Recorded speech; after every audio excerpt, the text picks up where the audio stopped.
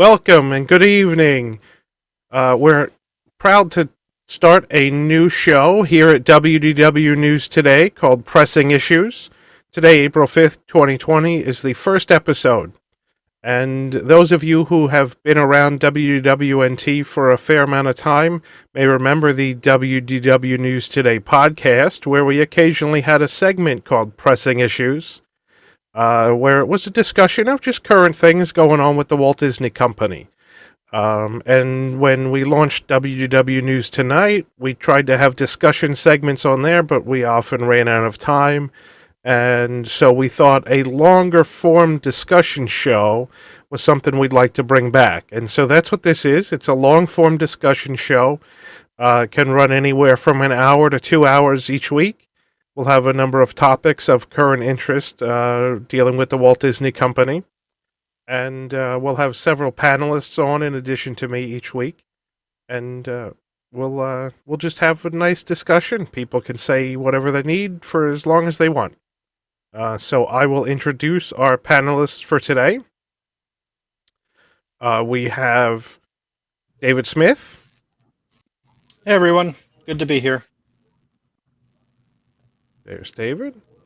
We have Ashley Jasmer. Hi. And we have Rich Grafton. Hello, everyone.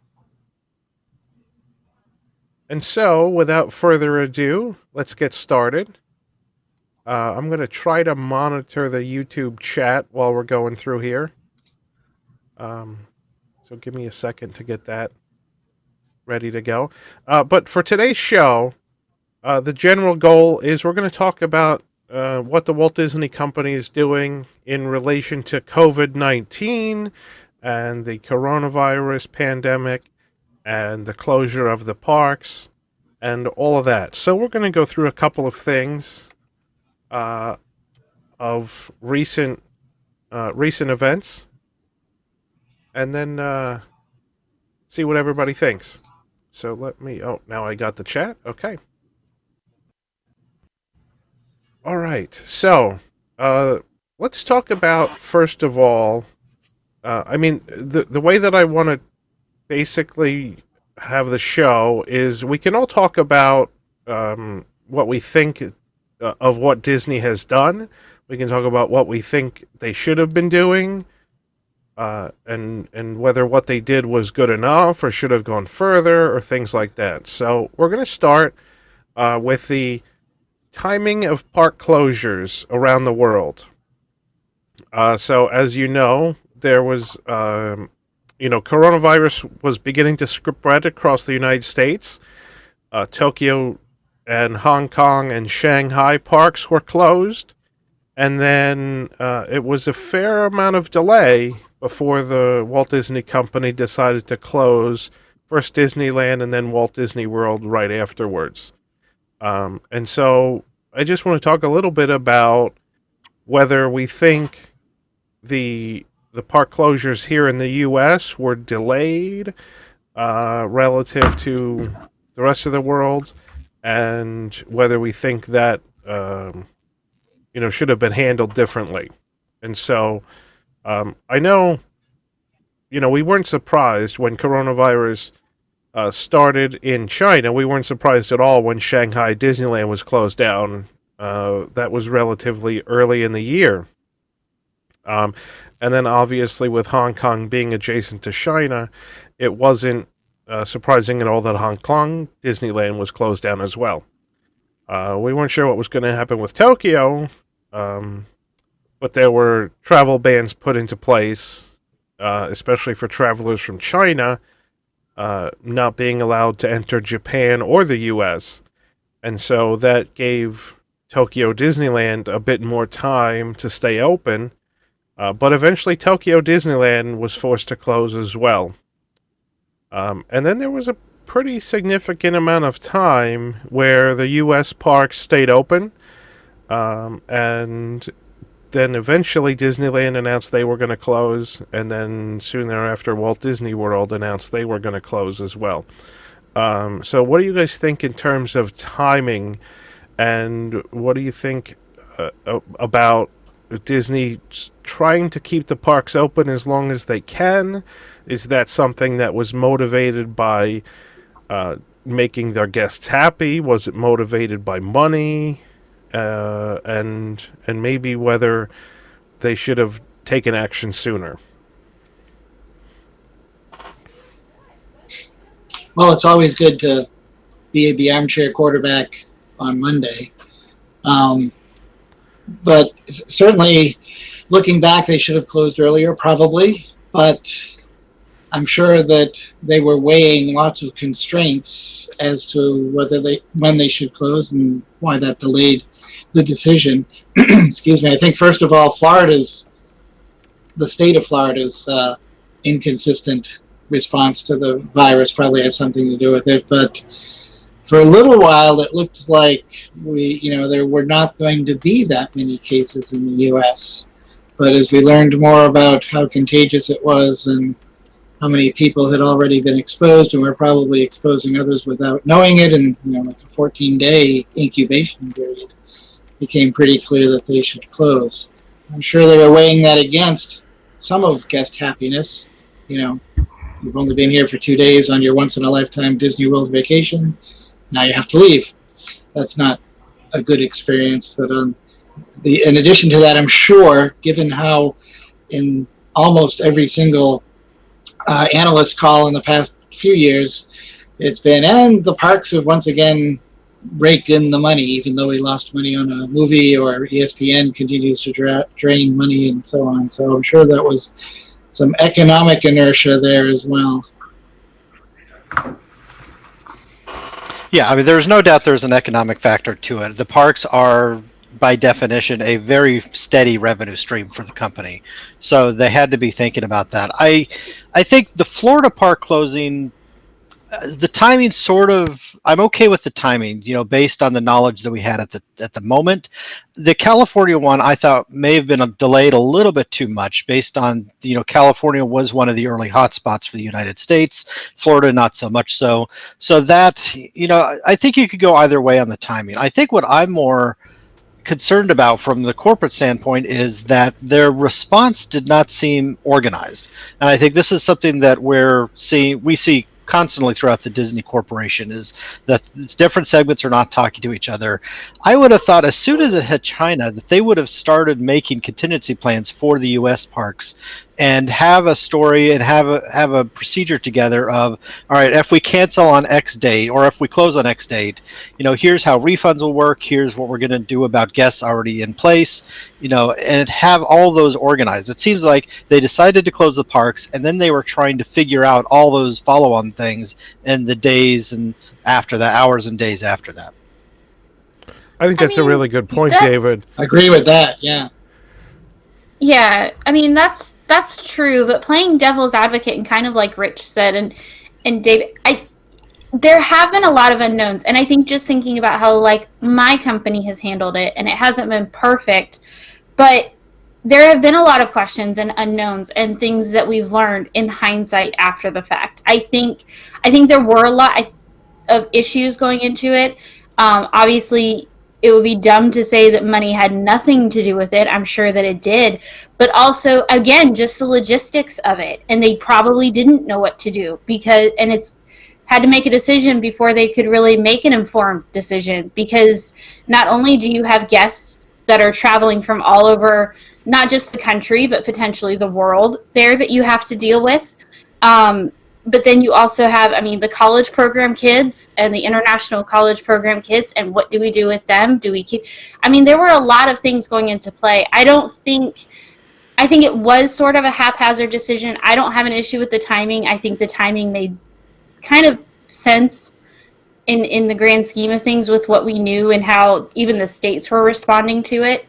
But I understand for once why it was so haphazard, because there were a lot of factors at play and unknowns, and trying to balance responsibility to your fans, but also responsibility to the company and to your employees, and try to I don't want to say stay open as long as possible, but again, there were a lot of factors. We furlough people. Do we just pay them out for 2 weeks? I mean, they had to make a lot of very big business decisions in a very short, quick amount of time. So I do kind of understand it. And making those decisions in the midst of a CEO transition. Right. Yeah, I think the CEO transition maybe was an issue. I think what's really comical.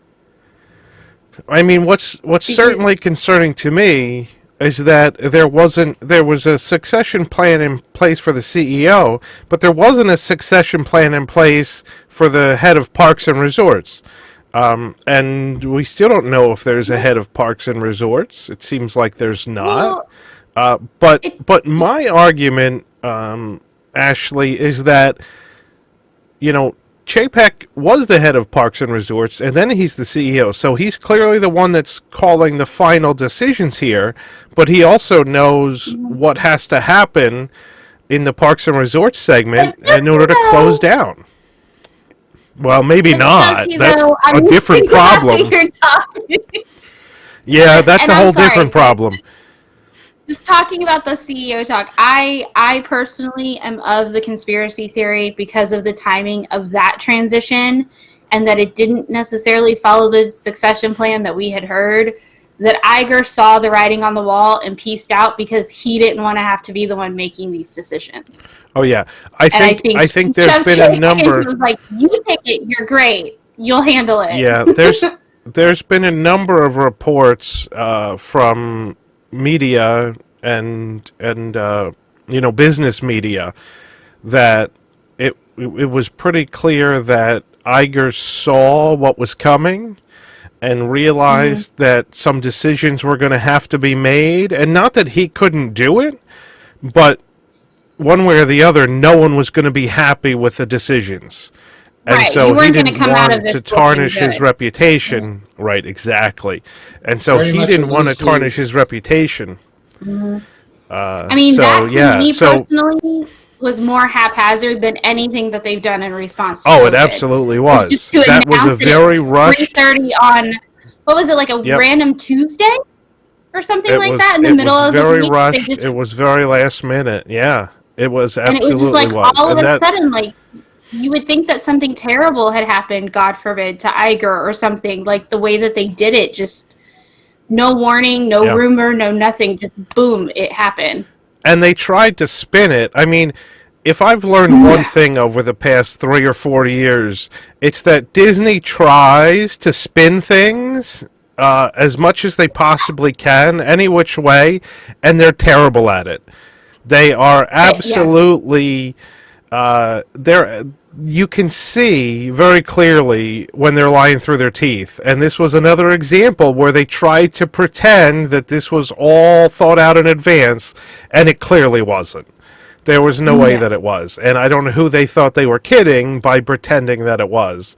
But Disney is very bad at putting a positive spin on anything that goes back to Dave's point. The left hand doesn't know what the right hand is doing, and for sure. There's always so much spin before the whole flywheel falls apart. So it's amazing how much. Very true. I genuinely and truly hoped that this was in some ways kind of a setup. We'll let Chapek take the painful shift and take all the blame, and then we can just get rid of him, and it'll be fine. Well, and we can go on. And I don't know that. Plan. Maybe that's my optimism. Yeah. That's what I hope happens too. No, absolutely. I think this is perfect. I think that if we wanted to get rid of Chapek, this certainly may do it. And we might not have had a better way. Not that I'm advocating for massive pandemics, but the silver lining may be that when this is all said and done, Chapek may get pushed out too. And so, unfortunately, but I think. Go ahead, David. Unfortunately, I think in some ways this actually insulates Chapek more than anything, because now he could point, and you basically for the next 2 years go out the window. The company's results are based on external factors now. Chapek could say he had nothing to do with the downturn in Yeah, profits. I And I think, I mean, you're But right. if he remains, that's true. But if he remains not well liked, because at least from what I understand, he's not much of a people person. People don't really like him. I still feel like they would grab onto any excuse they could to oust him if people just Well, and get I sick of think him and sick of excuses. I think Because there's I going think to it be a can point go in either time way. where the company should rebound, and I I- don't think he's going to be able to do it. And then they're going to push him I out. think what David said is very true. I think it could go either way. Like Chapek could certainly say, "Look, this is all bad, and I couldn't have controlled this. There was nothing I could have done." But at the same time, and this is sort of what we're discussing today, what was Disney's response? Could it have been better? Could it have been more well thought out? And they could certainly blame him not for the decisions of having to close and making everybody angry and loss of all that revenue, but they could certainly say, well, you could have done this and this and this and it better, and you didn't, and so therefore, you're out. So I think it could go both ways, and it certainly could go. I see the chat saying, it may take until the parks reopen and we see how long it takes for Disney stock price to bounce back. That could certainly be a referendum on Chapek too, where if investors think, the parks are reopened, movies are being made again, things should be pretty much back to normal, and the stock price is still well below what it was 6 months ago, they could certainly point the finger at Chapek at that point. So, yeah, I think, it certainly is something that we'll have to wait and see. I wanted to go back to something you said, David, before we started talking about Chapek. The fact that you thought that things could have been handled better and there should have been some sort of business continuity planning in the event the parks would have to close. And it seemed like they didn't have any of that planned out ahead of time. It almost seemed like somebody said, hey, the parks are going to close on Sunday, that's 3 days from today, and we don't know anything else. And no one thought about that possibility before the announcement was made. I think that's definitely something that I feel is the case as well. They certainly didn't have a really good plan for how long it would take people to leave if they have the hotel booked through the end of the week or whatever. They wanted to keep the hotels open. They wanted to keep restaurants open. They wanted to keep Disney Springs open even later than the hotels. And it turned out to be a really bad decision. And then, Orange County had to step in and basically say, no, all these places should be closed. And it wasn't until that point that Disney Springs ended up closing. So it does seem like no one in the Parks and Resorts division had thought about what they were going to do if the parks had to close. And clearly they had some, advance notice, since the same thing happened in Hong Kong and Shanghai and Tokyo. I mean, somebody somewhere should have at least said, maybe we should have a meeting and look at timelines and how we would do this if we had to do it. But I think the mindset is probably still one of, we know how to handle park closures during a hurricane. And, that sort of maybe. I think they might have looked at it the same way. Yeah. Yeah. Because I know based on the timing that the other things happened, I mean, you can almost see the decision. Okay, what's the minimum we can do to keep people safe today? And then that changed on the next day, and then that changed on the next day. Instead of saying, hey, this is nothing like a hurricane, maybe we need to rethink everything. Yeah. Yeah. I mean, that's a very good point. To their defense, they might have treated it that way. But in a hurricane, you don't have social distancing measures in place. You don't have, character meals don't have to shut down. And clearly there were a lot of things. And I mean, my thought, and this is probably very likely, is that no one in the Parks and Resorts division at a high enough level to have to think of these things has any experience with it. I mean, they hadn't. No one has any idea what to do. They probably didn't have. So, I mean, Well, nobody does. exactly. But I mean, they it's certainly. a pandemic where things are. I mean, I'm not necessarily one to defend the company at times, but Yeah, I was going to say, it let's is not a defend pandemic them, where but- things are changing.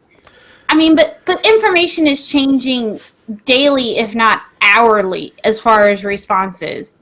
And I come from a state right, where, but- you know, allegedly for 3 weeks, my governor had no idea that you could be asymptomatic, even though it was all over the news. So whatever.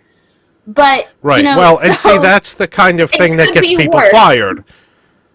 Exactly. Right, or not But- reelected. but But we do have, yeah, we do have but my precedent point with, is, with SARS and Ebola and those. I mean, there are organizations that understand there how are, to deal with it. but if you think about it, those haven't impacted the U.S. and as much, and to that point, I mean, yeah, they clearly aren't talking to each other, but I mean, Tokyo is run by a completely different entity, so you can't learn anything. I mean, you can, Right, but they certainly nobody could there have is talked to probably Shanghai and Hong talking. Kong. They could have. And Paris, even They for that matter. We haven't even talked about Paris. Oh, You yeah. know, but Paris is And that's closed as okay. well. I think there were certainly people in Hong Kong and Shanghai they could have talked to. But my Well, other thought I is think that they did, but maybe just a hair too late. And by that point, they were weighing, again, a bunch of big factors because they've already let people continue to come and book out trips. And they have, you know, other factors at play again. They have larger casts. They have college program kids. It becomes a much bigger picture of, crap, what do we do? And where do we start? And I right, think and so that was where they got caught up and panicked. I think they did, and so that's evident in here's their response. this sort of leads into something that I said before, and it's become very apparent over the past 5 to 10 years that the Walt Disney Company doesn't really care too much about their public image like they used to. They don't care if they come off looking like buffoons. They don't seem to put a high price on that, and so when, you know, they make these decisions and it looks like they don't know what they're doing, no one seems to think that's a bad thing. And so no one plans very much ahead. And no one does the exercises that need to be done to decide what should we do and how should we do it if the parks need to close down. Because really that's a you know, a brand identity kind of thing, and no one in the company seems to value the brand that had been built for years and years from Walt all the way to Michael Eisner. I think the brand is very tarnished since Iger took over, and people don't seem to care anymore. People within the company don't seem to care anymore if the company looks bad. Which is an interesting situation because they do care a lot about individual brands and they do care a lot about individual properties and protecting those. But I think you're right. They've lost concern or focus about the overall Disney image within the greater community. Well, I would think, and yes, we are very park centric, but I would argue it's not so much in the other divisions though. I mean, yeah, they've had a couple of slip ups and mishaps with other divisions. But if you think of most of their times where they have looked bad, it somehow is typically tied back to the parks. I mean, unexpected downtime where people are trapped for 3 hours because they didn't have a plan on how to accurately rescue people once they actually started rolling out. And who could have foreseen that something might go wrong?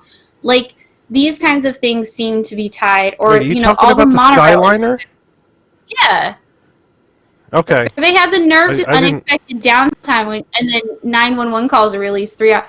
I mean, but that's what I'm talking about. Like the other divisions don't seem to have, at least not as many that so visibly come to mind as the parks do. I mean, even the monorail incidents of all the, you know, the doors opening, stuff flying off of them and all the issues that they've had with them. Like, I hate the phrase. I genuinely do. But if there's one thing that I could think of that would have Walt freaking out and rolling over in his grave, would be to see the state of the monorails right now and how many near misses that they have had with those, and been so lucky that nothing bad has truly happened. That piece that flew off on World that didn't hit anybody, that nobody fell out of the doors when they flew open, they've been incredibly lucky. And they don't seem to care. They brush it off like, oh yeah, it was just a little mishap. It's fine. Exactly. And then they move on. Exactly. Like, they don't care. I mean, I tend to think that the rank and file employees of ESPN, ABC, and Lucasfilms might disagree with you that nothing's gone wrong with those other divisions. I think there's just a lack of focus on those from our side, that we see the parks more than anything else. Not only is there a lack of focus on our side, I think those divisions have a much less instantaneous impact. So, episodes 7, 8, and 9, or the Solo movie, those might have been terrible, but there's nothing that they could do instantaneously to fix that, and it took a while from when they're done filming the movie till they release it and get in all the reviews, and no one likes it. It's a different kind of response from the public at large when a movie bombs versus a monorail door falls off. It's also a different relationship with the public. I mean, something goes wrong on the monorail, like you were saying, and we have 100 videos of it on YouTube within a minute of it occurring. Something goes wrong on a movie set, and they rewrite the script 5 times, and we find out a month later. So it's a very different relationship with the other divisions. And that's true. Also, you go to the movies, right? And maybe you liked Solo, maybe you didn't, maybe you thought it was mediocre. But when 100 million people can say, oh crap, I've been on that monorail, I remember being on it, it's a much more personal connection. The parks have a much more personal connection to people than the studios and ESPN and ABC does.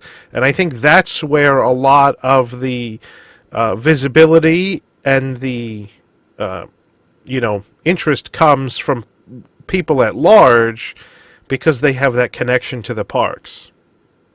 I think there's that, but I think there's also, for those properties, like, yes, they have incidents happen, but they seem to have more of a PR response, and there seems to be actual consequence when something bad happens.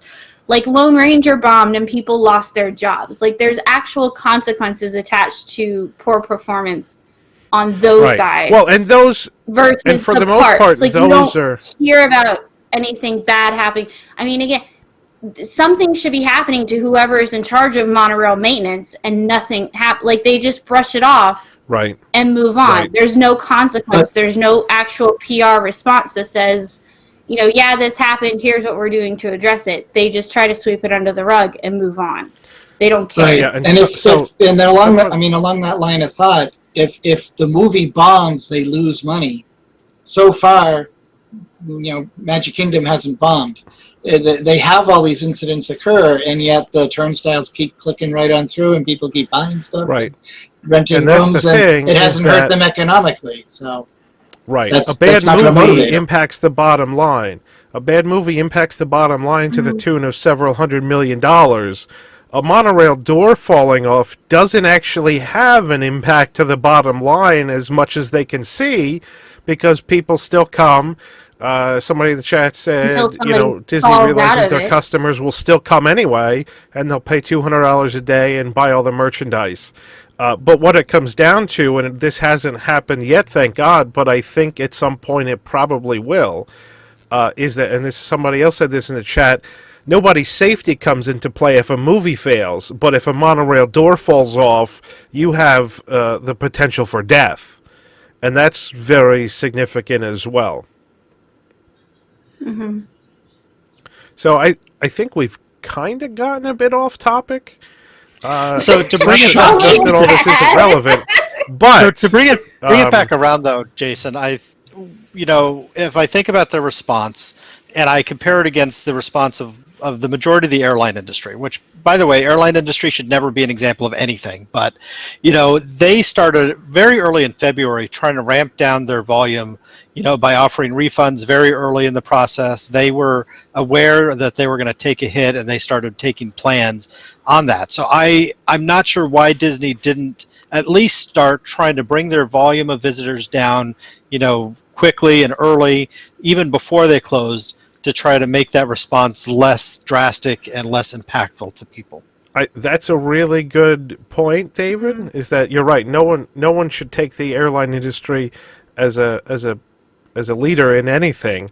But my thought is that after 9/11, the airline industry had a very similar situation on their hands. Now, so did the parks.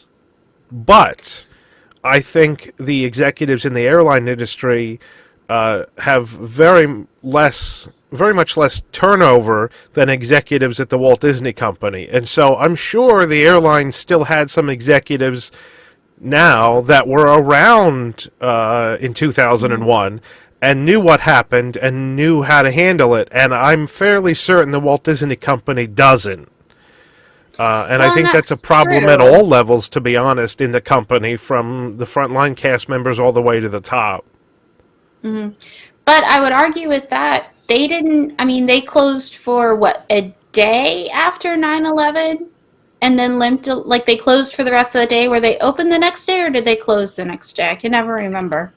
Yeah, the parks did open up very quickly, but their attendance was way, way down for the next year and a half. But that's what I'm saying. Like, Disney may have been planning for that contingency where they had to reduce capacity and things like that, or not close it off and just limp along because people couldn't come because they were sick. If you were looking at the 9/11 model, not something like this where you should close because of the virus, but also because of state mandates and things like that. I don't think that they anticipated truly having to close potentially. Like, again, they might have lowered capacity and things like that starting as a rollout, especially if they were thinking back to 9/11 and figuring, we can just reduce capacity and limp along until it gets better. Right, that's and fair. certainly they didn't, because their initial closure was through March 31st. And, here we are, April 5th, and there's still no end in sight to this closure. Can I say that does bother me, that they were so slow to issue out anything about... Yep, that's on the list. You're jumping ahead. Sorry. I'll save it then. We are going to talk about that. I guess one other thing on the list that was a little bit later, but we could talk about now because we already brought it up, was the decision to have Disney Springs stay open past the closure date of the parks. We talked about a little bit how much of a bad idea it was. That, to me, was just a money decision. Although, on the other hand, much of the Disney Springs is run by third-party companies. And so that, to me, is a leadership question different than the parks, because Disney could have said, for the public safety, we're closing Disney Springs, and forced all these third-party companies to go along with it. But they didn't. They said, well, we're going to close World of Disney, and all these third-party places can do whatever they want. And to me, that's a lack of leadership. It's a lack of signaling what the company believes should be done, and just letting everyone do whatever they want. But I don't wonder if that has to do with legalities in the lease agreements for those buildings and with the companies. I think when you declare, like when the federal government is declaring states of emergency and stuff, I think there's provisions in all leases for that kind of thing. Right, but if you think, at the time, the federal one didn't close down non-essential.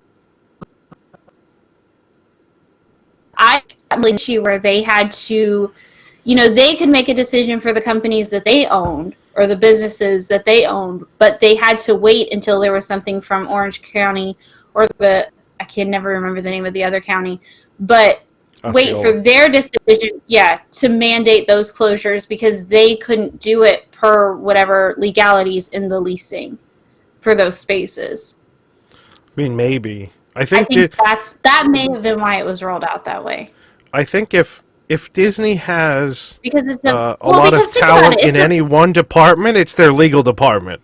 So my thought is that these leases are written to give Disney pretty much the ultimate power to do whatever they want, and so they could have. I think they could have. Maybe it would have cost them money, but I think they could have. They possibly could have, but at the same token, to say that it was money, what benefit was it to them to let the third-party companies or businesses stay open and they shut down all the Disney ones that generate the majority of the revenue? Like, yeah, you're still going to collect rent, but they're probably still collecting rent. Like, they don't get a cut of the sales from those stores. So of what benefit it is for them to let them stay open unless they couldn't force them to close.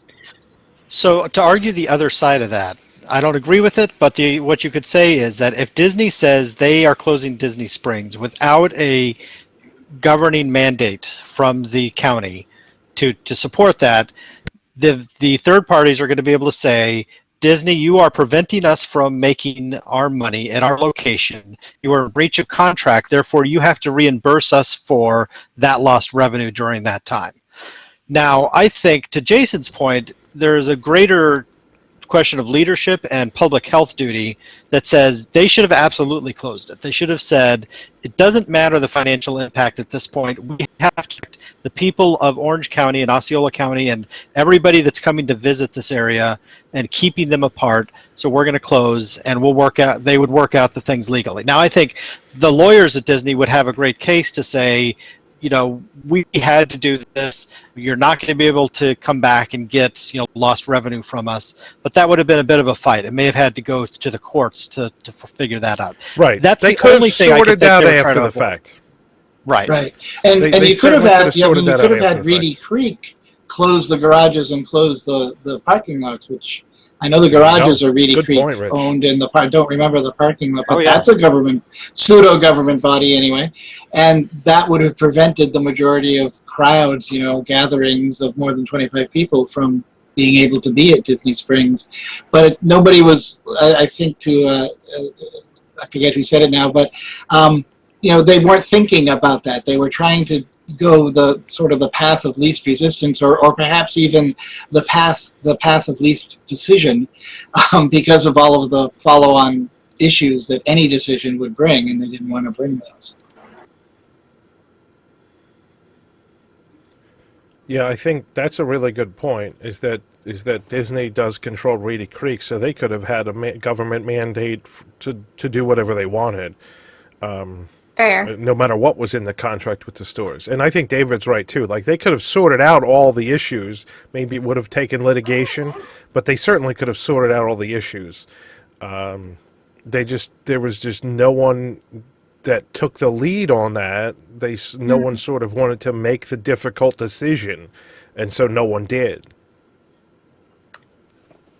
Right. And there's still there's the reports that Disney has to support some of the stores that are at Disney Springs because they haven't reached their target merchandising levels yet, right, so they still are funding it. So there's probably a very tangled web, and I would not be surprised that, and I don't know who is the leadership for Disney Springs, but they're of course focused on merchandising and selling things and not responding to nationwide emergencies. So the leadership skill set, let's say, may not have been there. Right. No, well, that's what I mean. I don't mean the leadership of, I don't mean the vice president of Disney Springs. Somebody certainly higher than him could have made the decision and just told him what to do. Right. True. So I think let's talk about a little bit, Ashley, since you mentioned it, the college program and international cast members being sent home with their college programs terminated, their international program cast members essentially being terminated. And this sort of also goes similarly to all of the entertainers that got cut. The World Showcase acts in particular that are all on, certain contracts, got their contracts terminated, and they were sent home. That was even before the parks closed, and the college program were soon thereafter. But so I think both of those things kind of go hand in hand. And Rich, I know your daughter was part of the Disney college program. Was she affected? Yes, well, there's a story there. So she was working at Animal Kingdom, and she was working right up until the parks closed at 11 p.m. on Sunday night. And at that time, according to her emails and information, they were going to hold tight for a couple weeks through the end of the month, because it was still kind of that period where they said that the parks were going to be closed to the end of the month. And then in the space of about 3 days, 2.5 days, that all changed.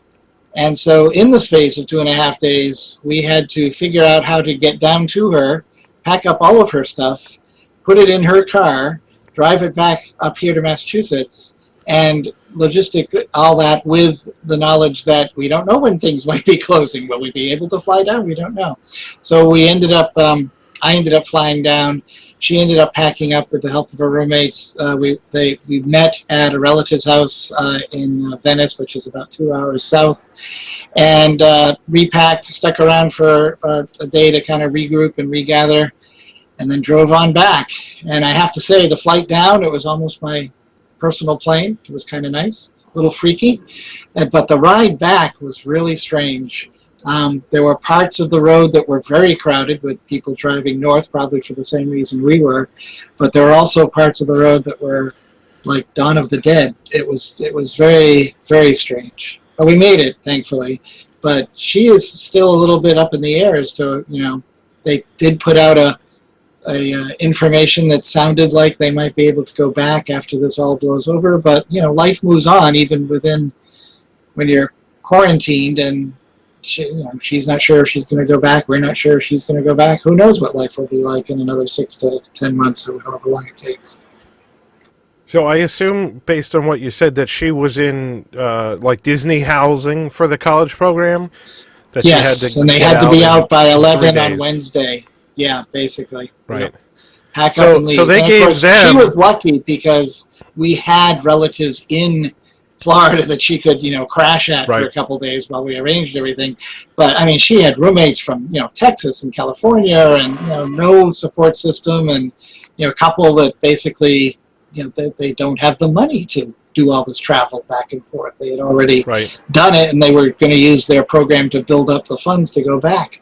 And so that was really tough for some of her friends. And so I think what strikes me is that they had to be out by Wednesday, but they let people in the hotels stay until Sunday to make arrangements to get home and things like that, where for the most part the people in the hotels had flights booked and they just had to sort of rearrange the flights and get to the airport, whereas college program cast members had, their whole life is there for a temporary amount of time, and they had a lot more stuff to worry about to get out, and they gave them less time to do it. Right. And that, I mean, we packed the car pretty full because she was going to be living there for 6 months, and that's a fair amount of stuff to transport back and forth. Right. So it was a lot more stuff than you'd have if you're there for a week's vacation. Right. It's not just a suitcase. But back to the point of the left hand doesn't know what the right hand is doing. The announcement that the college program was being terminated, and then they had to leave the housing were uncoordinated, and it wasn't until she got a notice from the director of the college program, or the director's office of the college program, that everything was kind of tidied up. So it seemed to me that the college program leadership didn't know what the rest of Disney leadership was planning to do because of the order in which the emails and everything. Well, absolutely.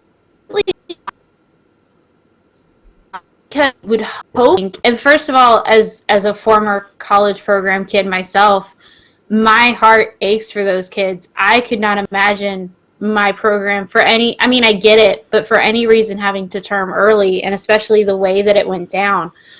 But I mean, most of them were at work when they found out, and they heard it through the grapevine from the people coming in. Like, it was a complete hot mess. Like, I feel so bad for them being told in that way. Like, your whole life is there. You're living there. You're working there.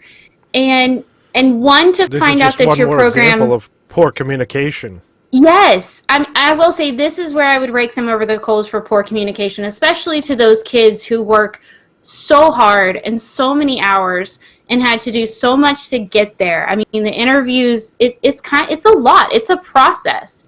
You don't just haphazardly do the college program. You have to put in real effort, and to do all of that and to get down there and to get started and to really...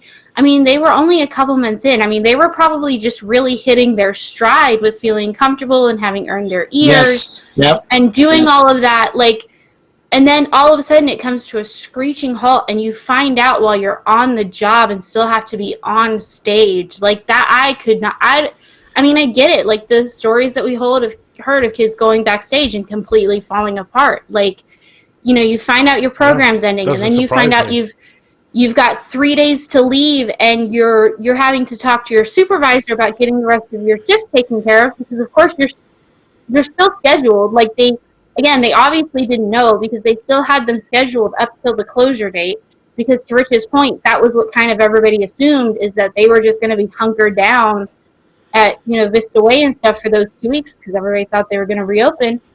And then you find out that, nope, just kidding, you got to be out in 3 days. And on top of that, again, you have all kinds of stuff that you've come down with, not to mention all of the stuff that you buy while you're there. And you have to figure out what to do with all of this stuff in 40 days. And they're not giving you any sort of resources or help until people started freaking out and flipping out on Disney for doing it to these kids. And then all of a sudden, days later, after you've probably already jumped through hoops to make arrangements, then they come out and go, oh, well, if you need help, we'll help you. Like, what are you doing?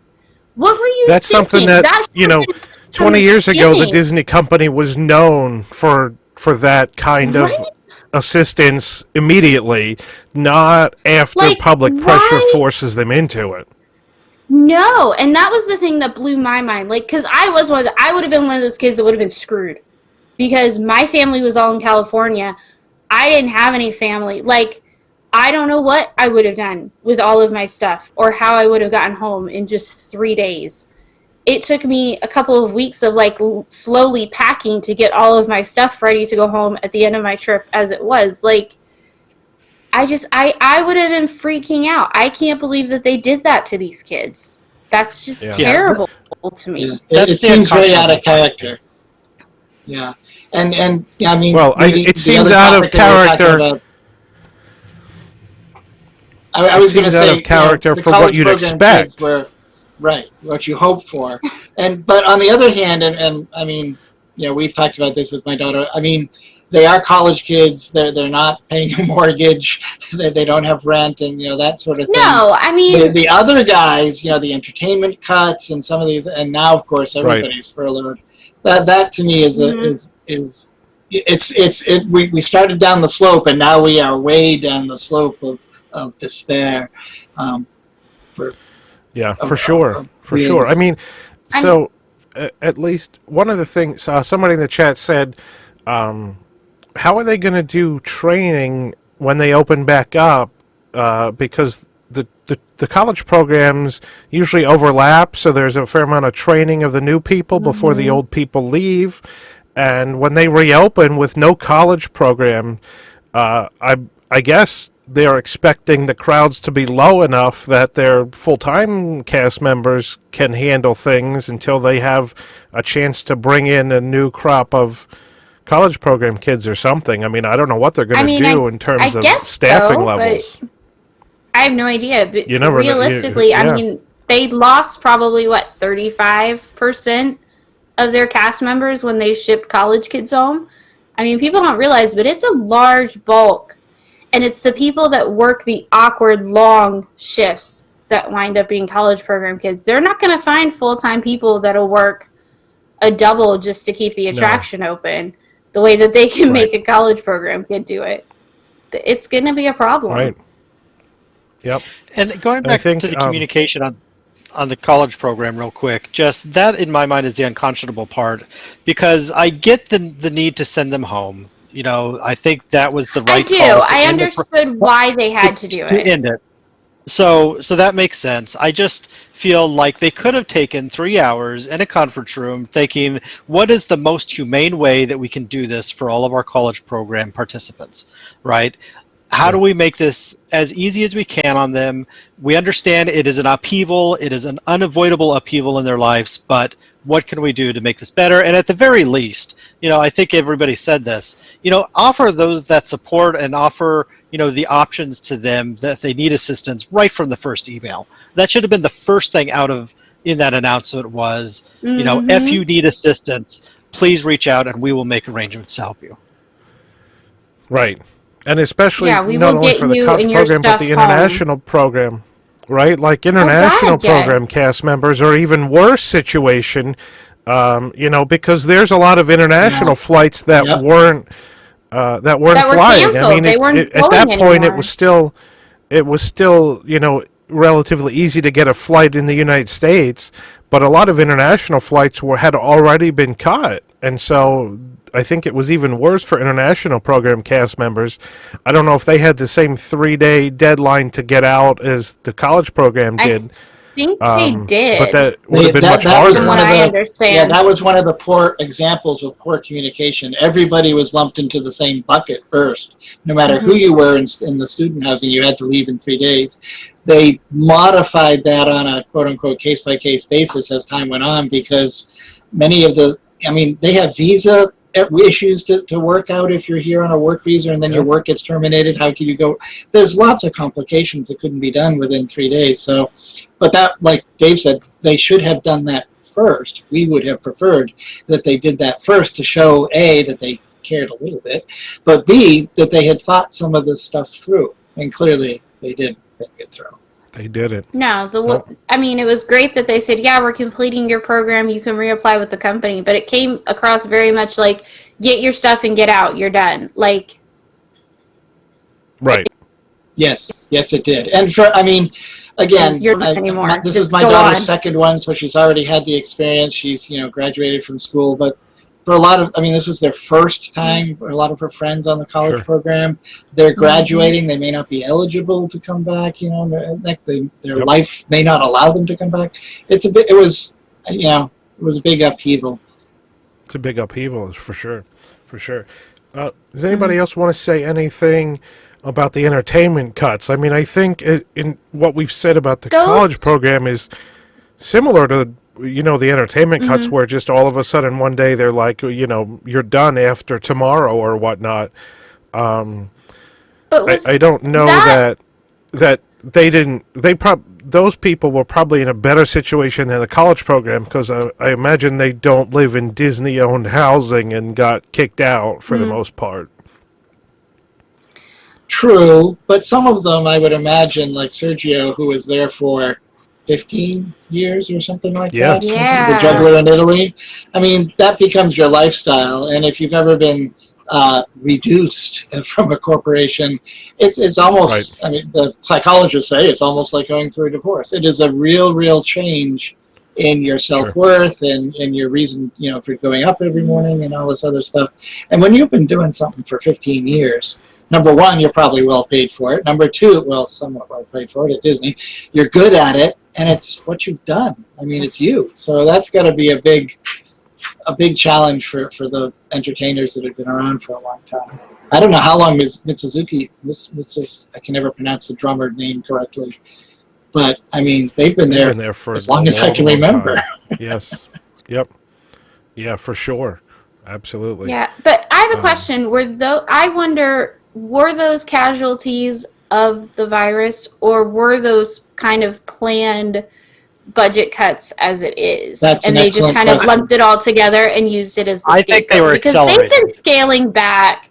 Yeah, they've been scaling back entertainment like that kind of slowly over the past couple of months. Like, I forget the name of the band now, but they were a huge loss in Animal Kingdom in Africa when they went away. I mean, they were right. fantastic. Yes, that's right. And they were there for a very long cut time. them. Yeah, and they were just gone. So I think certainly, I think they used the virus as a scapegoat. I think these were planned, I and think it's a we'll shame. know.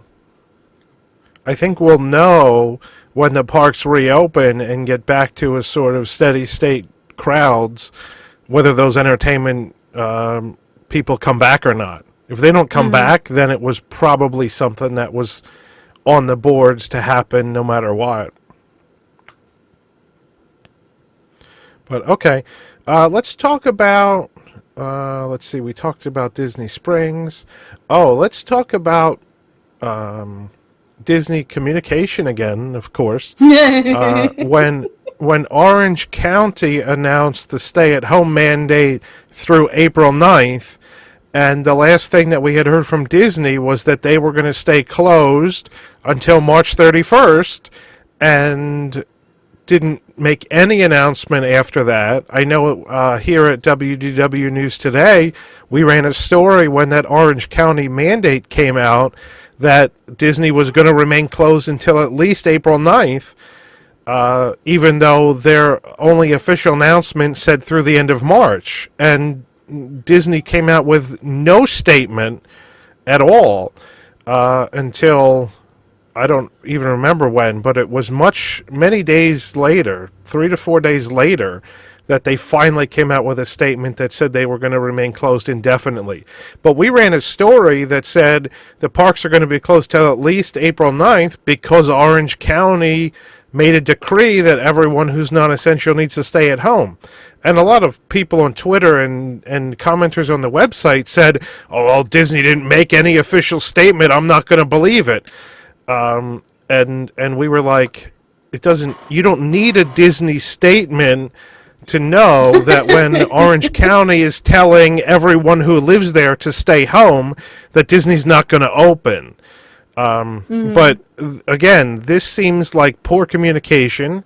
I'm sure Disney and Orange County at least talked to each other somewhat, that they must have known that this county decree was coming down. And even after it did come down, they didn't say anything for several days. And so this is, again, poor communication on Disney's part. Maybe they thought the county decree spoke for them, but usually they will say something, and they just didn't. So again, I don't know who's in charge of communication there, public relations, but none of them seem to have a good handle on what they're supposed to be doing.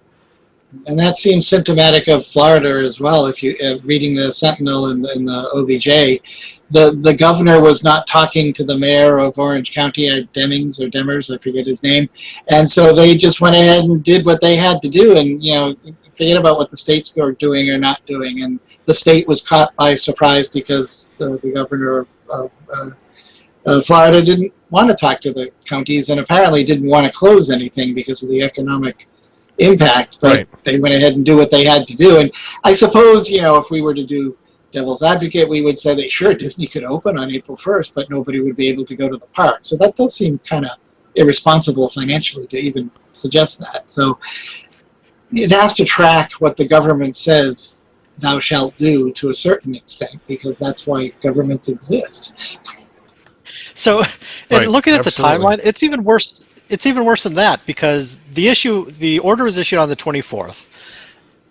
The Orange County PR department had to send out a clarification on the 26th to say, yes, this applies to Disney parks. You would think that Disney on the 24th, as soon as the order would say, oh yeah, that absolutely applies to Disney parks and us. So, there shouldn't have been any question. The fact that Orange County had to go clarify that for the company is ridiculous. Yeah, that's pretty absurd. It probably happened because of all the people on Twitter yelling at us that it doesn't apply to Disney because Disney's controlled by Reedy Creek, yada, yada, yada. And, Orange County doesn't have power over Disney and yada, yada, yada. That wasn't even the question. The question was, in my mind, was that if no one in Orange County is allowed to leave their house, how are the people that work at Disney going to get there? Not whether Disney could legally open Right. or whether people could legally go to the parks, but how are the people that work there going to get there? That's the bigger problem Yeah. that is indicative that Disney had to stay closed regardless of whether they decided they were under the auspices of Orange County or not, or like a little bit of Disney is in Osceola County and they didn't have an ordinance. So, well, hey, maybe the All-Star resorts could reopen on April 1st because they're in Osceola County. I my mean, that's just God. absurd. But the fact that Disney didn't come out for days with a statement and then Orange County had to come out and clarify their statement to make it clear that it applied to Disney parks is again really, really bad communication on Disney's part. Well, and Could can you we imagine also the talk about absurdity the fact? if Disney was trying to label themselves as an essential business? Is it possible Oh my that's God. why they took a couple days? I mean, I don't. it would be unbelievable. There are certainly people at Disney, and I'm sure there's people at Disney right now that are working that have to maintain infrastructure and power and things like that. So there are plenty of essential people that are still working there, but none of them are in the parks. Like the parks certainly can't open. There's not anyone in the parks that is deemed essential. Well, can we also just talk about the fact that it took them this many days to come up with a statement after all of this, and they come up with indefinitely? Like, if indefinitely was going to be your response, why did it take you so long to come up with that? Yeah, why did it take that long? Like, were you trying Probably 'cause to they had zero no in on a idea. date? But then again, okay, so fine. So why didn't you put out indefinitely from the beginning? Like, or at least Right, they say should we're have going to put out follow indefinitely. state and county. Yeah, or at least say, Right. hey, we're following state and county mandates. We'll update as the situation changes. And then you come up with your plan and announce a later date. Like, it just seems so ridiculous that they were staying quiet and made absolutely no sense. Yeah, I think that's very, very true. They could have at least came out with a statement immediately after Orange County did that said we're going to abide by county decrees. Mm-hmm. And then later decided, they want to they're going to stay closed indefinitely as opposed to April 9th. But in any case, there should have been communication that there clearly wasn't. I want to go quickly back to something somebody in the chat asked, Ashley and or Rich, if you want to share how much rent costs as a Disney College Program cast member. I think so. I stayed, it varies depending on where you stay and how many roommates you have. There's different tiers. Vista Way is obviously the cheapest because those are the oldest apartments. And then you had Chatham, and you had another one that I can't quite remember the name of. And you could have, I think it was either 4, 6, or 8 roommates, if I'm remembering correctly, at least at Chatham. And so I opted for the mid-level but cheapest option there, which was to stay at Chatham with 8 roommates. And I paid about $80 a paycheck for rent. And they take it out before you even get paid, so you don't fully, you don't have to then turn around and pay rent. So when you're budgeting your money, it makes it easier because you don't even see it being taken out of your check kind of thing. I want to say the cheapest at the time at Vista Way were somewhere in the neighborhood of high, and things that were nicer, I think, got closer to like $100 a pay period, if I'm remembering correctly. The general outline weekly? remains the same. It is weekly these days, and I think the total the total rent for Vista Way was smaller than in Patterson, which is where she was this time. But I think it was Patterson, around. That's the one. Yeah, Patterson at $300 a month, if I remember right. Okay. So that would be roughly. adding up, yeah, that sounds. 75 60 to 80 a week. Yeah, Sure. somewhere in there. Okay. That just cleared up the chat because some people in the chat said they don't pay rent, and I think Ashley, as you said, you it comes out of technically your do. paycheck before you even get it, so they absolutely do pay rent. Okay. I mean, Let's, it's very minimal, let's but see. you do.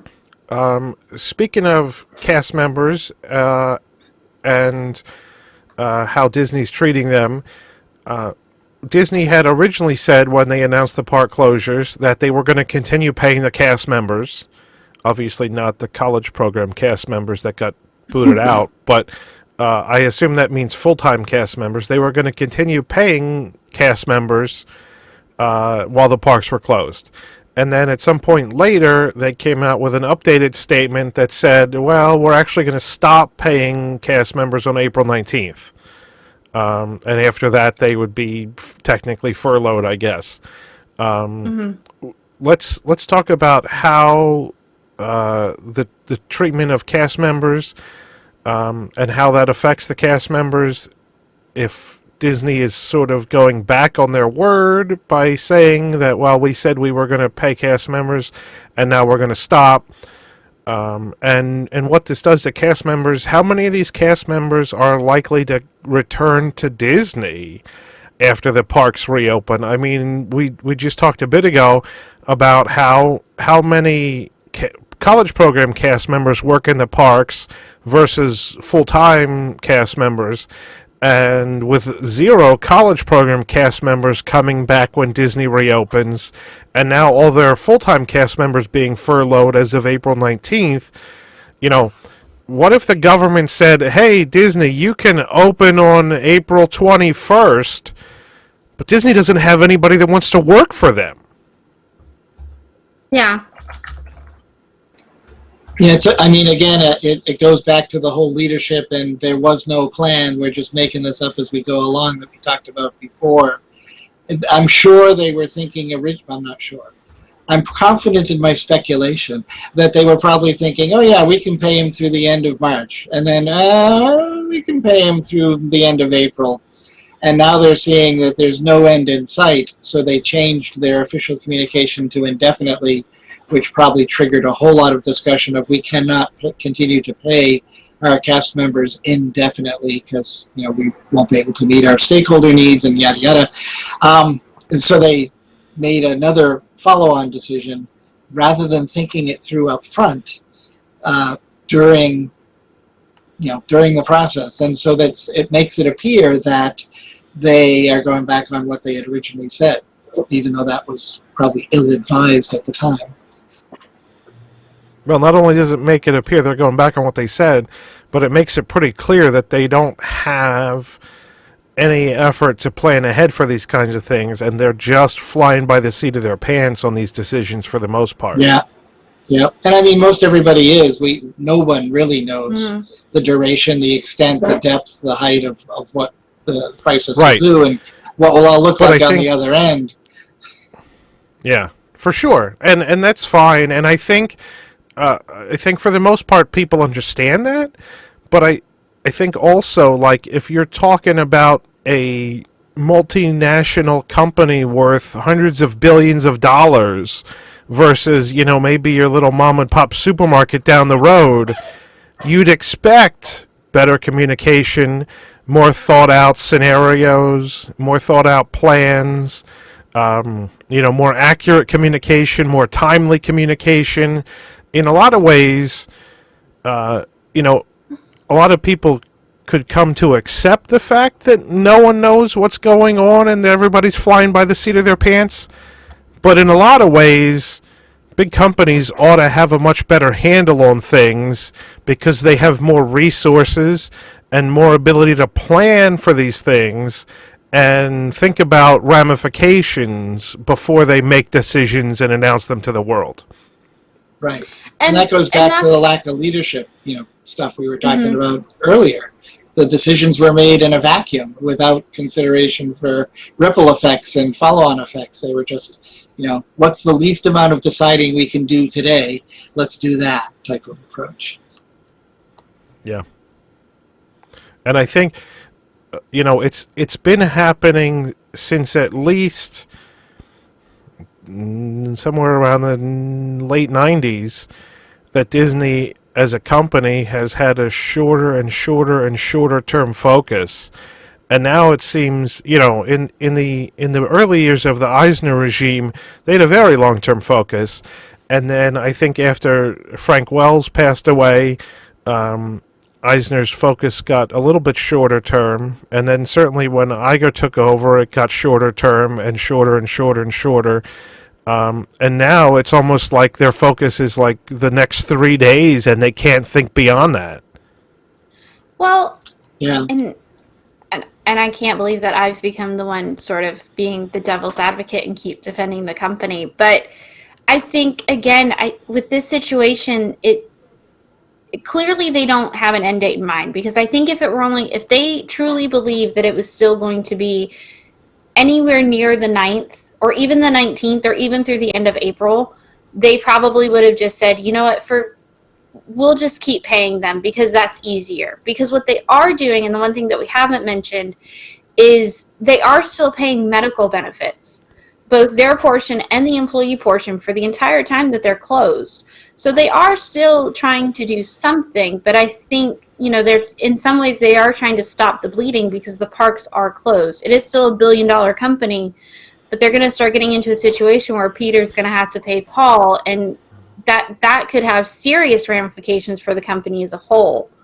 But I do think it is, once again, the communication could have been better, but I do think in some ways it is good on them that they are still going to be paying for medical insurance for those that had elected to have it, especially in these times, because if God forbid somebody were to get sick, they're not losing their insurance, which to me would be a very big concern to me. I mean, luckily I'm still able to work right now, knock on wood, so I'm not having to be faced with these decisions. But if I were somebody, that would be one of my biggest biggest concerns, is all of a sudden losing my health insurance and trying to, in this day and age and in what's going on, try to somehow secure new health insurance for me or my family. Yeah, I mean, And I think, sorry. Oh, I just wanted to say, the sort of title of this episode is "What isn't doing well and what should be improved," and we haven't come across much that they're doing well. But I will make a shout out and support the fact that Disney is paying health insurance for cast members, even though their regular pay is ending on April 19th. I applaud them for that. Right. And I was going to say, it's been my observation, let's say, that when a company gets to a certain size, it ceases to be whatever it was, and it becomes a financial institution. It becomes a bank. The fact that it generates income by doing this, that, or the other thing is almost immaterial. And I think Disney has gotten to that point. And so it's a simple matter, like Ashley said, of the balance sheet. There is not billions of dollars coming in anymore, and there won't be for we don't know how long.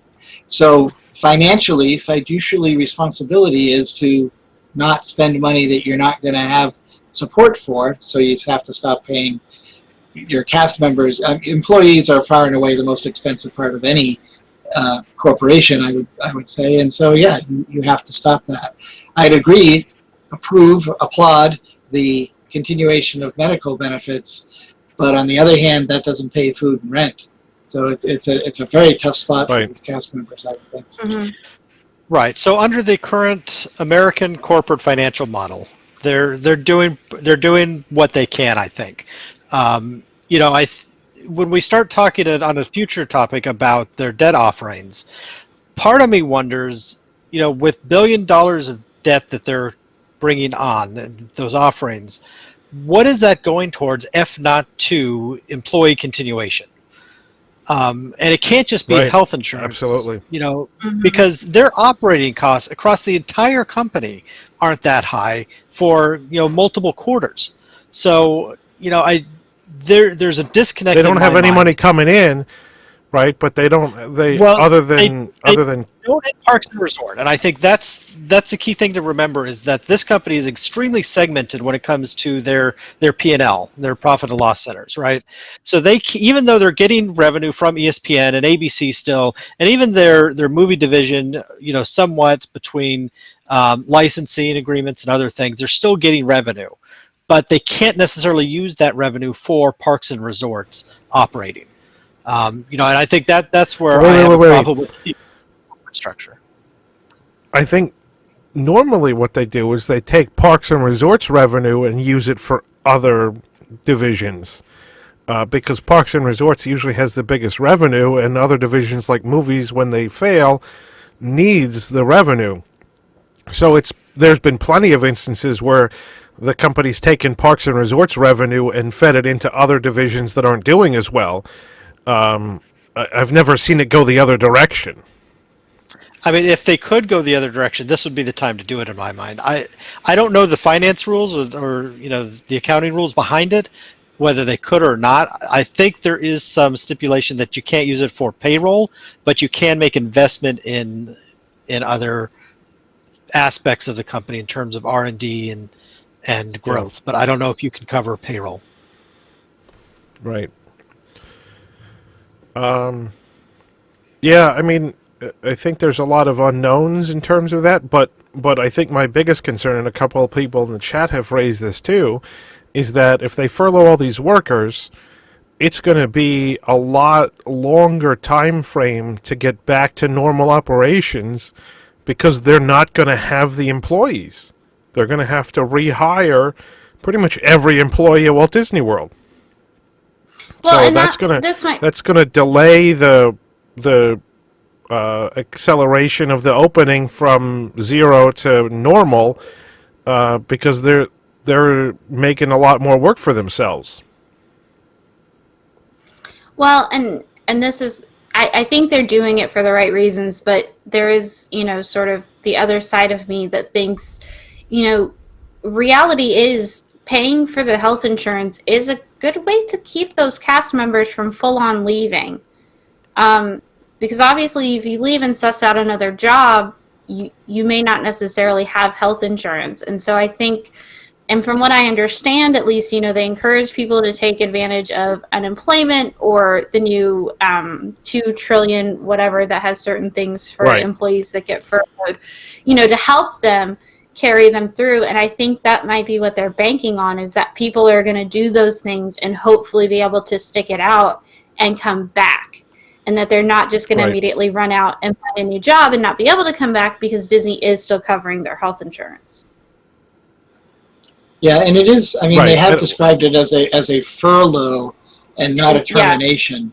So technically, they still work for Disney, so they wouldn't have to be rehired. But I would agree with a couple of comments in chat.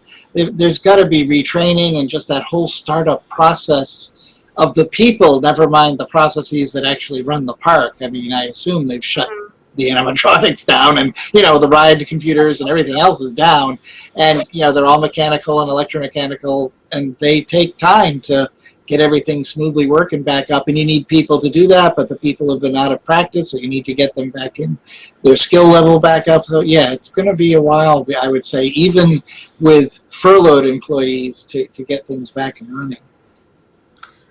Somebody in the chat too just brought up a very good point, that so far we still, technically we're talking about these furloughs, but they didn't apply to the union cast members. And it's been so many years since I've worked there, I don't know who all is actually in the union. I know my friends that have been cast members were unfortunately not in the union, so they're looking towards the furlough is what's going to happen to them, or they've already been notified is happening to them. But could that be the other? I mean, they had negotiations, or they're having negotiations Monday with the union. Yeah, they reps can't. to figure out. They can't technically furlough them without going to the union first and getting agreement and acceptance of that furlough on certain terms. So that's what they're working out now, are those terms of what is a furlough mean for union members. That's why they couldn't apply it to the union right away. And I think they're probably going to target that April 19th date for the union members, just like regular non-union members. They just need to get the okay of the union, and they've got 2 weeks to do it. So it's kind of like, I think they're probably going to be able to do that. I don't know that union members at this point are in any better of a situation than non-union cast members. We'll have to wait till their announcement comes out. But I wouldn't expect the unions to put up much of a fight past the April 19th date. Yeah, I'm sure they're fighting to extend it as long as possible, but I think you're right, Jason. There's not much chance they're going to go beyond April 19th, unfortunately. Yeah, I'd agree. That was it in the Orange County Register in California. The quote from the union leader that says, "Yeah, it's going to happen. The timing might be a little Right. questionable, but it's definitely going to happen." Right. Yeah. Yep, for sure. Because the union doesn't have any leverage in this instance. I mean, there's absolutely zero that the union can do. Right. They don't have anything in their arsenal to argue about. Yep. Right. Let's talk about one more thing, and then I think maybe we could wrap it up for this episode, and we'll move the last couple of things to the next episode. I want to talk about, again, another example of communication and the lack thereof, and the disaster that Disney has created with annual pass holders, and especially those pass holders who are on the monthly payment plan. Now, initially, Disney had said that while the parks are closed, they're going to continue to draw the monthly pass payments, and that they would then simply extend the expiration date of the pass by the number of days the parks were closed. And I'm sure to Disney that made sense. Like, hey, you're paying 12 monthly installments for 365 days worth of access. It's easier for us to just take those 12 monthly installments in 12 successive months, and then, if your pass ends up being valid for 3 months past the original expiration date, well, so what? You still paid the face value of the pass over the course of 12 months, and you still got 12 months of usage. So I'm sure to the Disney bean counters that made perfect sense. What they didn't think about is that all of these people who are paying their monthly pass payments, all of a sudden, half of them don't have a job anymore because they're in the service industry or whatever in Central Florida or California. They don't have the income to make these monthly pass payments. So while it's probably true that, if they do get work when the parks reopen, they'll certainly want to resume their pass payments so they could go to the parks. Just because the parks are closed doesn't mean the value proposition is the same and they are able to continue the 12 monthly payments regardless of how long the pass is valid for. And so Disney had come out and announced that they were going to continue drawing the monthly pass payments, and the internet was in a complete uproar for the exact reasons I said. Not that, people weren't, not that people were being shortchanged in any way, because they were still getting what they were paying for. So it wasn't like they were being shortchanged. It was the fact that they just didn't have the income to make those payments right now. And so, everybody made arguments of, well, heck, my mortgage company is saying I don't have to pay my mortgage for this month. And the car, the car loan says I could have 2 months without having to pay the car loan. And of course, yeah, I'm going to pay it on the back end because I still owe the money, but they're giving me the leeway. In case my income is affected by all these closures, they're giving me the leeway to defer those payments. And the fact that mortgage companies and banks were doing this and the Disney company wasn't for an annual pass monthly payment was pretty much absurd. And no one on the internet that I saw had any really good defense of Disney for why they couldn't defer these monthly pass payments.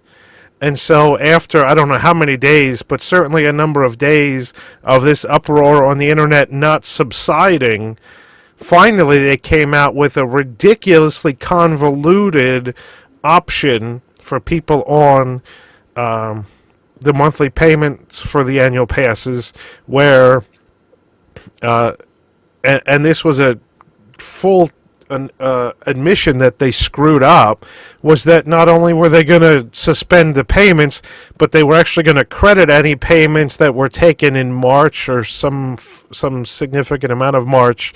They were going to refund those payments, and then essentially let you decide what you want to do after the parks reopen. So this again is just, Disney no longer is sensitive to their customers' needs. Clearly, they have no idea what their, everyday average American customer is thinking or feeling.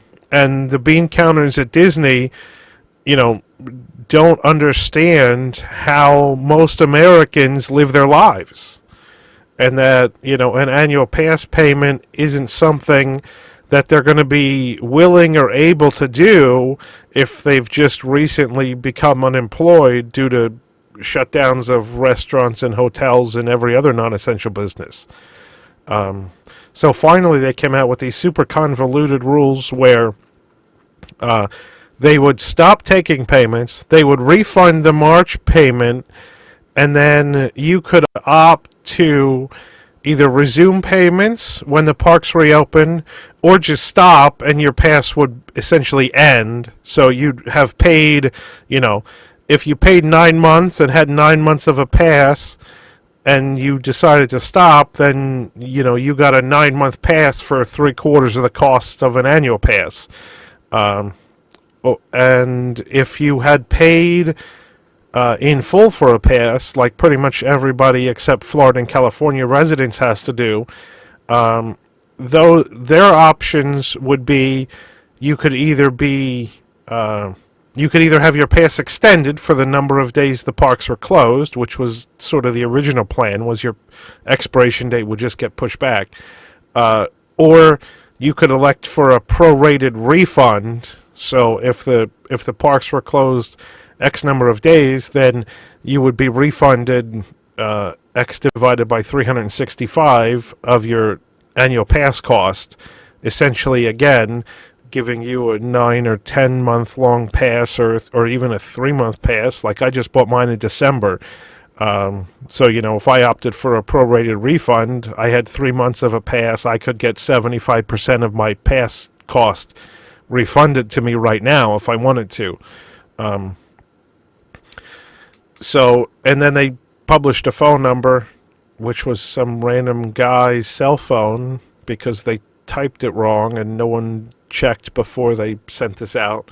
Then they had to send out another notice with the correct phone number, but that's another disaster of a bunch of morons doing something and not really paying much attention to what they're doing. But anyway, beyond that. So now they've made a much more bigger hassle for people because instead of just suspending the pass payments and everybody would have been fine with it and they can decide later what they want to do, now you have this situation where they're going to refund some payments, where you can stop payments, you could continue payments after the parks reopen, you could get a prorated refund. I mean, this is kind of like a mess, and obviously they don't have, 500 cast members working the annual pass phone hotline to be able to handle the hundreds of thousands of pass holders that are going to call and try to do this. So here again, a poor decision made at the outset in a rush without considering the impact on their customers has led to not only days and days worth of outrage, but then essentially a reversal of that decision. And then now they have to fix it and expend so much more effort and time to have people call in and adjust whatever they were planning to do or whatnot. So again, here is some poor planning with zero forethought and rushing into a decision that wasn't well thought out. And then I think this is the most obvious example where they completely had to reverse that decision because of being called out by the public. So instead of doing what's the right thing to do by your customer, they did what was the easiest thing to do, and preserve the most money for them, which was continue to take the monthly pass payments. And now they have a big mess on their hands that's going to be complicated to fix. I'll beat the dead horse a little bit more, but this is just another. What's the least amount of decision making we can do today, and then we'll do a little bit more tomorrow, and that's how you get into these situations where there's no strategy. There's just kind of a let's set up a dartboard and see where we land, day by day decisions. And I just like the last topic, it took us, in the internet brouhaha, to get them to think about something that they really should have considered as part of their powwow in some back room before they published what the decision and what the process was going to be. Yeah, I've become convinced that Disney needs to have a director of corporate sense in every single group, every team, because in every company there needs to be a group that just basically takes a look at saying, for every decision, what is going to be the perception of the public? Now, normally that's your corporate communications team, but I've long since given up on Disney's corporate communications team doing the right thing. So they need somebody to just stop and think. I mean, this was easy to avoid. By announcing it the way they did, all it took is one story in their Orlando Sentinel or one story on our website that talked about somebody who got laid off and couldn't make his payments anymore and didn't know what to do. And you know what? That could have been avoided if you had just thought about it for 15 minutes even and said, what is going to make the most sense for everybody that's in this situation together, not just what is our corporate accounting notebook going to say. Right. And again, they have clearly no perception or no desire to worry about what the public perception of any of these decisions is, because clearly this was a decision that was not in the best interest of their customers, and we certainly made it known loud and clear, and now they have to backtrack on it. And to all those people out there that think some random internet blogs can't change a decision by the Walt Disney Company, here's yet another example of, just everyday people on the internet all voicing their concern together and forcing Disney to change. Now, obviously, they might have had no choice because a lot of these people had their monthly pass payments being taken out of their credit card or whatever, and you could just tell the credit card company to deny that payment or whatnot. So, but again, that could have been thought and considered ahead of time, that, what's going to happen if we keep trying to take these pass payments and people can't afford it. Again, that could have been predicted well ahead of time. I think Disney just sort of needs a couple of random everyday people on their corporate decision-making team to say, well, you guys want to do this, and here's how it's going to affect, random Joe on the street, because there's no one in the higher up level of the company that has the capability to think about how their decisions are going to affect the everyday person. No, that's abundantly clear. And David said 15 minutes. It shouldn't have even taken 15 minutes. It should have taken all of 5 minutes. Again, like Jason said, you have mortgage companies, car loans, all of those kinds of things. People are trying to start utilities, petitions to even get utilities, yes, that are suspending payments. And you're going to tell me that you still want my $40 for a pass that not only I can't use because you're closed and because of a state mandate and a national pandemic, but I don't have the money to pay for the gas to get to the park. And now, right. I mean, it's ridiculous. I mean, how that they thought that they could justify that in any way, shape, or form. And they're so out of touch.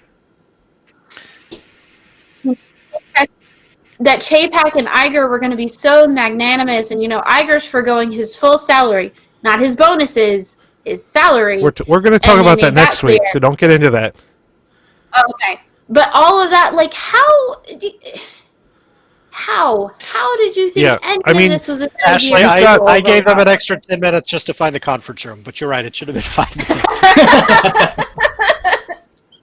Yeah. I mean, this is,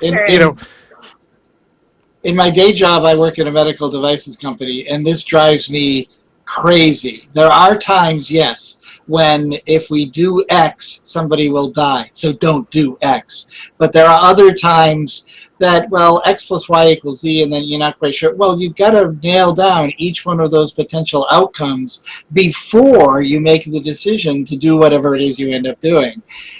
Otherwise, Right. people's health is impacted, and that's a bad thing.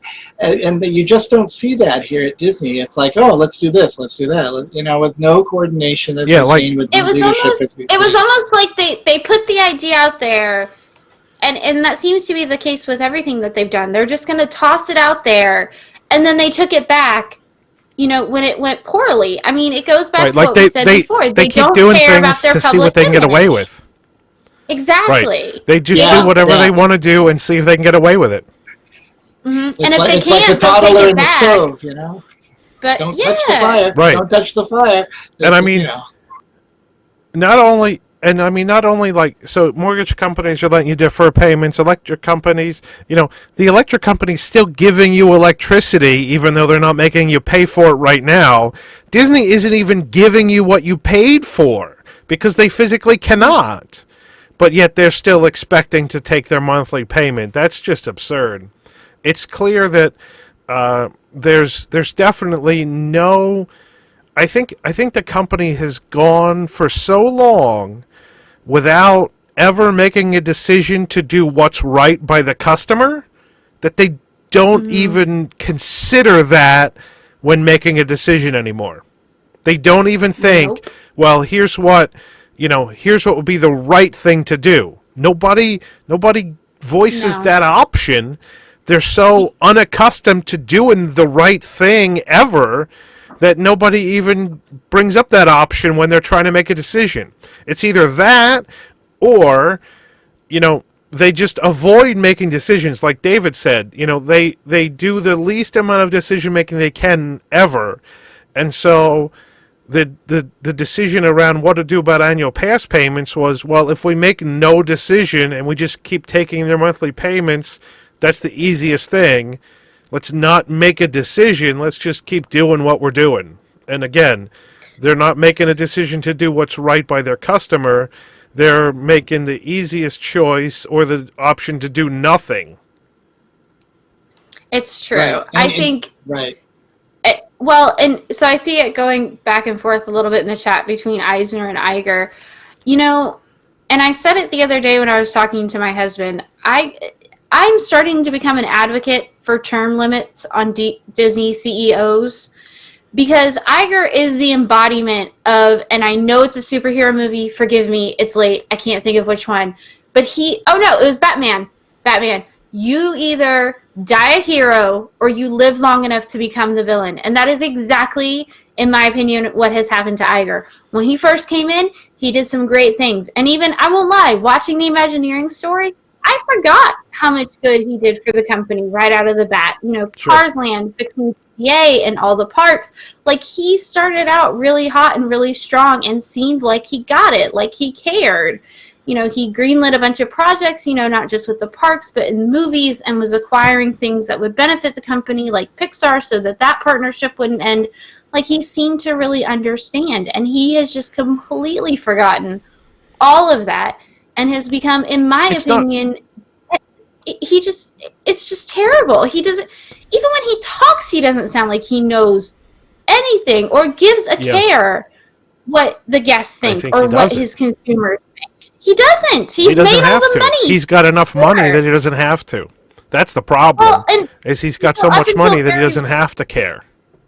Well, and I think that's part of it, but I think also because he came in after Eisner, and it's clear, I mean, we said it earlier when he, you know, took a step back and has shoved Chapek into this mess, and I'm no Chapek fan, but he has totally set that man up, and that man was stupid enough to take the bait, because he's going to take the fall for all don't of think this he had one a way or the choice. other.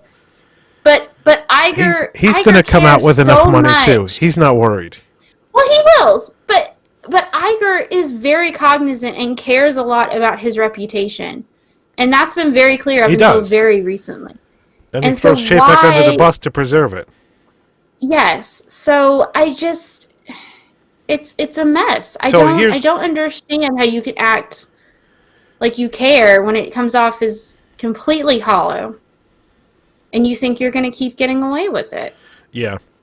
I mean, a new CEO normally comes in and has some good ideas, and they make some good decisions.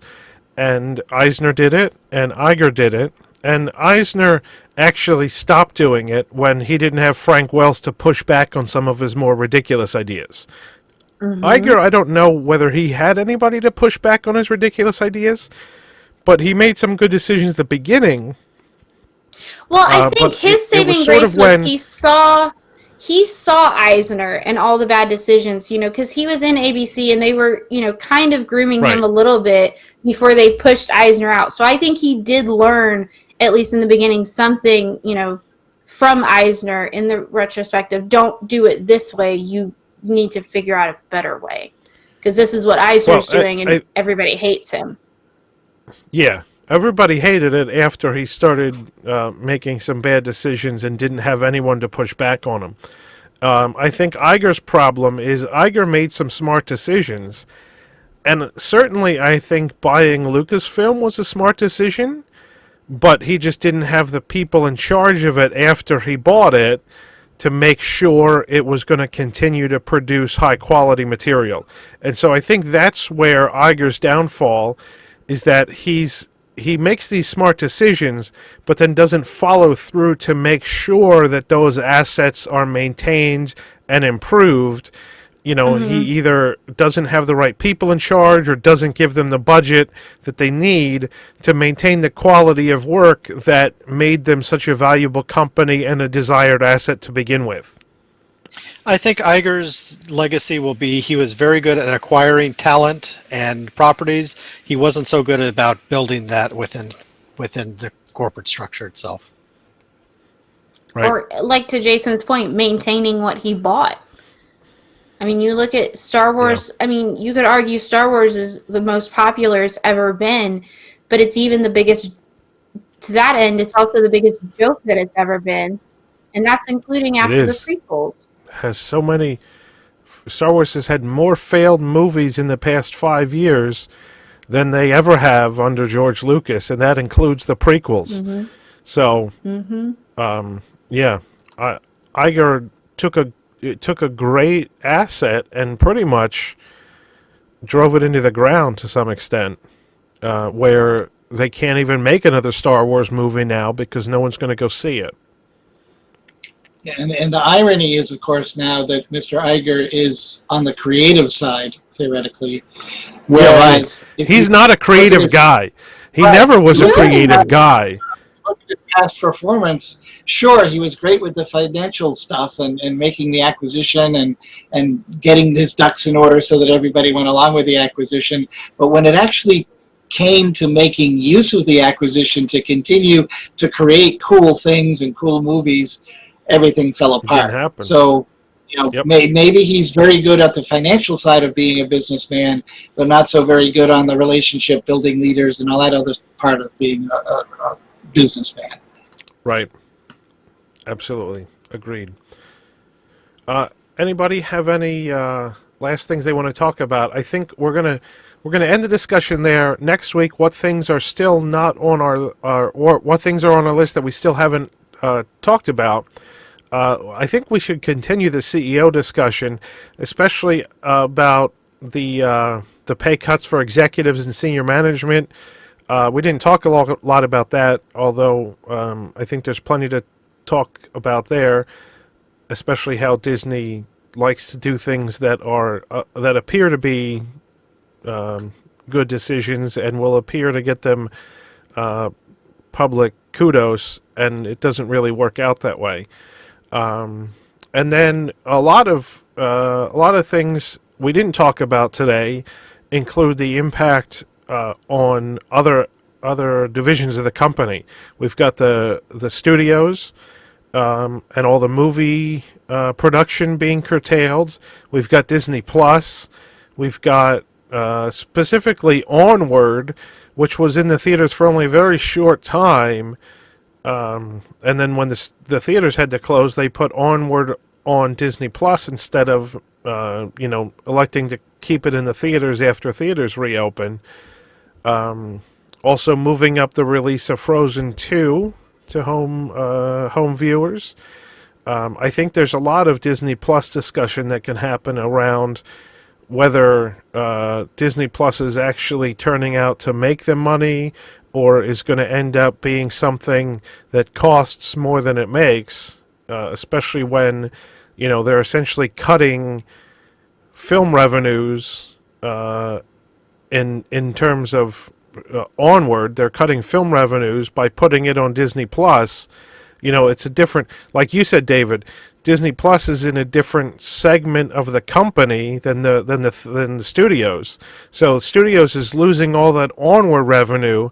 Is Disney Plus making up for that lost revenue by putting onward or Disney Plus? I don't think so. I have a theory about Disney that, Plus, but I'll save it. And yeah, so we'll talk about Disney Plus a lot next week. And then we'll talk about the efforts of Disney to lobby for a portion of government bailout money that's going to airlines and other companies, and also their $7 billion debt issuance, which we touched on a little bit about today. We'll talk further about what that means, how much the company is in debt at this point, and how they're going to fare with so much debt and the Fox acquisition and relatively little income coming in. So all that and more we'll talk about next week. So tune in again next Sunday night at 8 p.m. Eastern for episode 2 of Pressing Issues. Bye, everyone. Good night. Bye. Good night, everybody.